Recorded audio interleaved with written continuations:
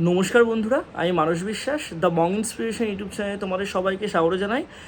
একটার পর একটা ধামাকা নিউজ তোমাদেরকে দিতে চলেছি। তা আজকেও একটা বিগ ব্রেকিং।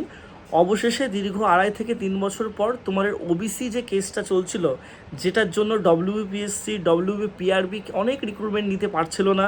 তোমরা ইতিমধ্যেই জানো WB constable, KP constable, WBCS পরীক্ষাটা যেটা 14 জুন হতে চলেছে, এই সমস্ত পরীক্ষা কিন্তু এতদিন ধরে ঝুলেছিল একটা ওবিসি কেসের জন্য।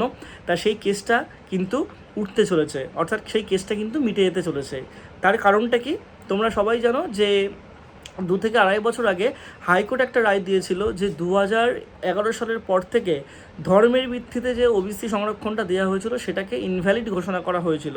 এবং সেই জিনিসটাকে তোমাদের তৎকালীন যে মুখ্যমন্ত্রী ছিলেন মাননীয়া মমতা বন্দ্যোপাধ্যায়, তিনি কিন্তু সুপ্রিম কোর্টে চ্যালেঞ্জ করেছিলেন এবং তিনি বলেছিলেন যে না, এদের সংরক্ষণটা যাতে দেওয়া হয়, এটা নিয়ে কিন্তু একটা আইনি জটিলতা ছিল। এবং তারপর থেকে সেই কোর্টে কিন্তু সেই জিনিসটাকে আর মুভ করানো হয়নি, সেটা সেরকমভাবে কোর্টে পড়েছিল। তা এই যে বর্তমান যে সরকার, তোমরা সবাই জানো নতুন সরকার এসেছে এবং এখন নতুন মুখ্যমন্ত্রী শ্রী শুভেন্দু অধিকারী মহাশয়, তা তিনি কিন্তু এই যে কেসটা সুপ্রিম কোর্টে করা হয়েছে, সেই সুপ্রিম কোর্ট থেকে তারা কিন্তু এই কেসটা উইথড্র করে নিচ্ছে, অর্থাৎ তুলে নিচ্ছে।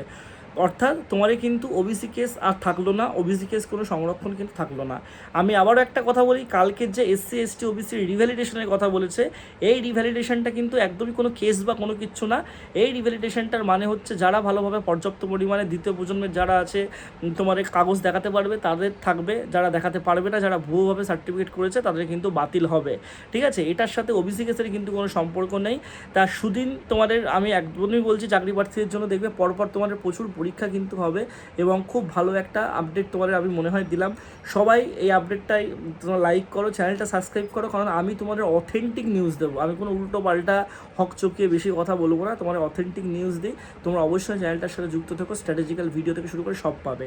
আর যারা পঞ্চায়েত রিক্রুটমেন্টের জন্য, আপকামিং ডব্লিউবি কেপির জন্য যদি আমার কাছে পড়তে চাও, এককালীন 1000 টাকার বিনিময়ে তোমরা কিন্তু আমার কাছে পড়তে পারবে যতদিন না পর্যন্ত চাকরি পাচ্ছ। কোনো রকম মাসিক ফিজ নেই, কোনো রকম অ্যাডভান্স ফিজ নেই। সবাই সুস্থ থেকো, ভালো থেকো, ধন্যবাদ।